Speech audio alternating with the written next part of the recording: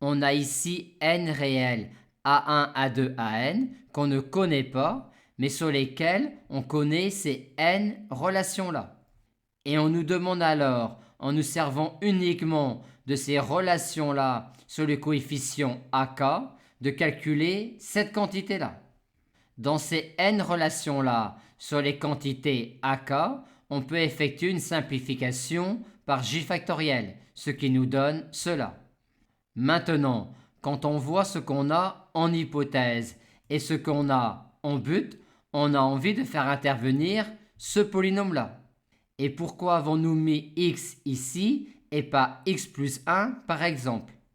Car dans ce polynôme-là, le seul coefficient que l'on connaisse est celui-là. Et en mettant x ici, 1 apparaît alors comme la valeur de q en 0.